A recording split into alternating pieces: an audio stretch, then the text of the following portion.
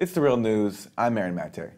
2017 is almost over, but Special Counsel Robert Mueller's Russia investigation is not. In fact, the Washington Post reports that Mueller's probe could last another year through much of 2018 at a minimum. The prospect is sure to annoy President Trump, who has been hampered by the Russia story throughout his first year in office. Well, according to a best-selling new book, Trump has ample reason to worry.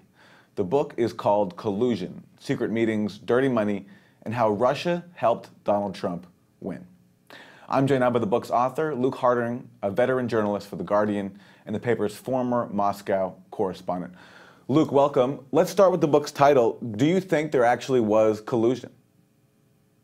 I think we're already across the line in terms of collusion. I think actually you have to go back a long way to see when it began to Donald Trump's first trip to Soviet Moscow in 1987, paid for by the Soviet Union, where he was discussing hotel deals. And I think we can say, and I'm sure this is something that Robert Mueller is looking at, that there's a kind of long-term relationship. That doesn't mean that Donald Trump is an agent or a KGB colonel, merely that there's been a kind of transactional deal going back a very long way indeed. That because that's also an assertion of the infamous Steele dossier, that there is a transactional relationship between Trump and the Kremlin, and that Putin has been cultivating Trump for several years now.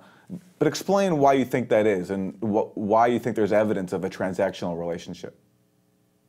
Well, I think you just have to kind of look at what's happened. We had Donald Trump's trip back in the kind of late Cold War period, and I talked to a whole number of sources for this book, some in Moscow, some in London, some in Washington, some defectors. I met with Chris Steele, the author of the dossier, as well. And I think what you have to understand is the fact that the sort of Soviet state and its Russian successor is very keen on kind of cultivating people, particularly Americans. And bringing Trump over for this kind of trip was pretty unusual. It was what's known in the intelligence trade as a kind of classic cultivation operation. And we know from leaked KGB memos, the kind of person they were looking for during this period was someone who was vain, narcissistic, interested in money, perhaps unfaithful in their marriage. And basically, Donald Trump kind of ticks every single box. And when I was researching this, I tracked down the daughters of the Soviet ambassador at the time, who went up to Trump Tower, flattered Trump and said, "You've built the most wonderful building in America." And so it goes on. And I think it's gone through phases. Moscow's been interested in Trump, not interested in him. And again, most recently, according to the Steele dossier, became more interested in him from about 2012, 2013 onwards, at a time when Donald Trump was the sort of foremost exponent of birtherism. Obama was in office. And of course, we have the famous trip by Trump to Moscow in 2013 for the Miss Universe beauty pageant. Okay, but where then is the proof of a transactional relationship? Well, I mean, there are secret meetings, as the book says, that we now know about, some of which we have discovered about in the last few months. We have Donald Trump Jr.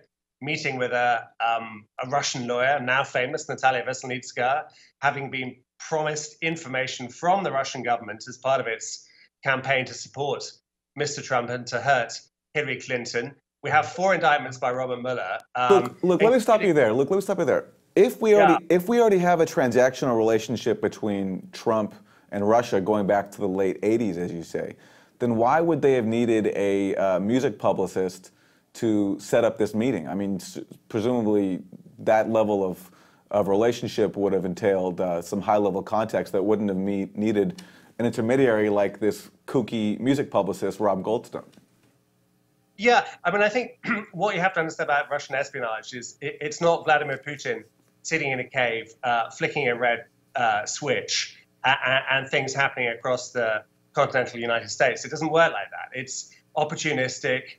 It's very often pretty low budget. The kind of hacking operation to hack the Democratic Party was done by 2 separate groups of kind of Kremlin hackers, probably not earning kind of huge sums of money. And so some of it is kind of improvisational. The most important thing is that you have people with access. which in this case is Donald Trump and his entourage. And so the oligarch involved is someone called Aris Agalarov, who hosted Trump in 2013. And you're right. I mean, the music publicist is a bit of a curious guy called Goldstone. But nonetheless, it worked. He actually managed to bring the Moscow lawyer to Trump Tower and set up this meeting, which, by the way, the Trump team said nothing about until it finally leaked out early this summer, a year almost after it happened. Right, but their explanation is that the meeting had nothing to do with the emails that were later released on, by WikiLeaks, that they were about, that the lawyer was promising compromising information about Hillary Clinton's dealings with Russia, and in return she wanted some assistance lifting sanctions, which had nothing to do with the whole WikiLeaks aspect. Well, the thing is, Donald Trump Jr. didn't know that when he took the meeting. It's about intentionality. And meanwhile, we have George Papadopoulos, foreign policy aide to Donald Trump, who in the spring of last year is running around my town, where I am, London, meeting a mysterious professor who features in Mueller's indictment with contacts to Moscow, who tells Papadopoulos. Well, hold on a second, Luke. Hold on a second. He tells Papadopoulos that he has contacts to Moscow.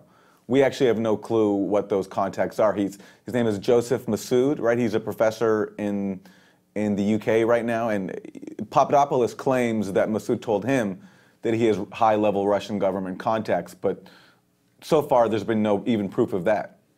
Well, it's in the indictment. I mean, either you kind of live in the empirical world or you don't. But I mean, no, in the empirical world, in the indictment, Massoud claims that he is, or Papadopoulos says that Massoud claimed he had Russian government ties, but that doesn't mean it's true. Well, no, but a lot of very good journalists, both in the US and elsewhere, have obviously tried to get in touch with Mr. Mifsud to kind of try and talk to him, and we haven't had kind of much luck. But I mean, I think you have to kind of understand the context, which is that what happened in the US last year isn't divorced from other kind of Russian influence operations, particularly where I sit in Europe. This is not a new movie; it's a kind of old movie. There's been quite a lot of kind of Russian intelligence activity over the years, including most spectacularly the murder in 2006 of a Russian dissident called Alexander Litvinenko with a radioactive cup of tea. I wrote a book about this case, which came out in the US earlier this year with a kind of huge public inquiry. So there's a sort of volume of evidence, forensic, scientific, intelligence to support this. And I think that this is... Well, wait, sorry. Support what? To support the fact that essentially the level of espionage from Russia at the moment is comparable to the Cold War levels, and I think in some ways goes beyond. And what happened is kind of influence operation. Now, we can argue about how effective it was, whether it pushed Donald Trump over the line, whether he was going to win anyway, and so on. But I mean, I think that Russia played a role in last year's election is a matter of fact. I mean, it's certainly what U.S. intelligence agencies believe, and practically everybody recognizes it apart from Donald Trump, who equivocates on the subject. I have to tell you, just because U.S. intelligence agencies say something, and by the way, it's not even all the intelligence agencies, it's a hand-picked group assembled under the outgoing President Barack Obama by James Clapper. They say something, but speaking of empirical evidence, they presented no empirical evidence and they still haven't. So I don't understand why we're supposed to take that on faith.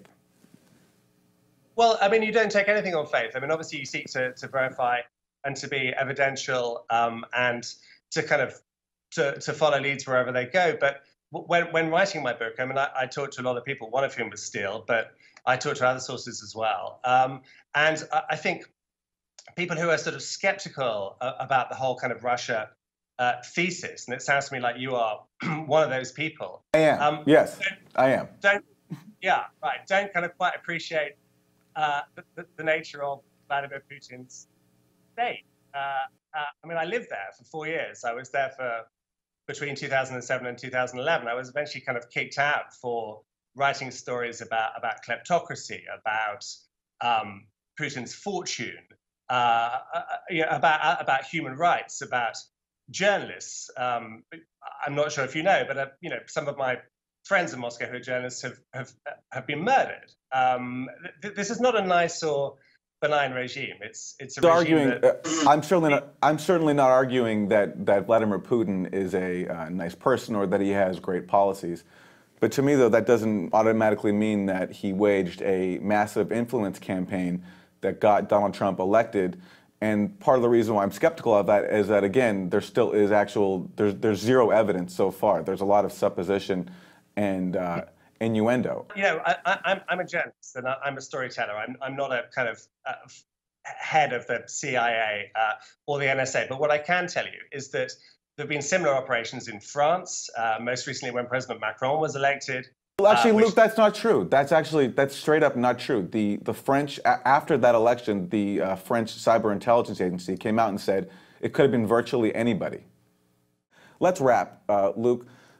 Can we agree then that there is no proof of collusion? There even is no proof of hacking.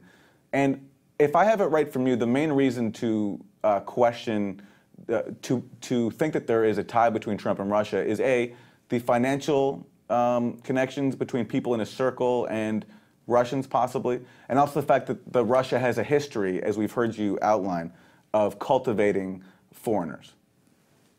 Yeah, I mean, I don't agree. I mean, this is your view that there's no collusion and there's no proof of hacking. I mean, this is what you assert. I said there's no proof of it. Yes. But firstly, I don't accept that. I don't think that's the case. But what I was trying to say at the beginning was just to explain that actually what happened last year happens in a kind of wider context of Soviet and Russian espionage.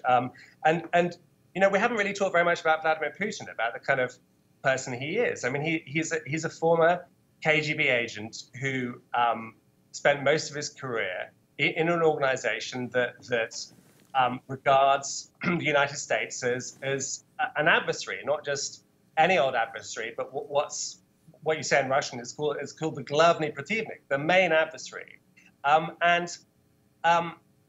He thinks about America in kind of zero-sum terms. He thinks that what's good for Russia is bad for America and vice versa. And there's no doubt that he disliked Obama, that he loathed Hillary Clinton, and that he was very, very keen for Donald Trump to win. I mean, you just have to look at Russia. I mean, I speak Russian, but look at Russian state media in the run-up, who were portraying Hillary as a kind of deranged madwoman warmonger, and Trump as a kind of peaceful, nice guy with whom Russia could do business. There were kind of clear preferences, but also there's this history of espionage, which is still, whether you like it or not, whether you accept it or not, very much ongoing. And I think we'll see again, both in 2018 and in 2020.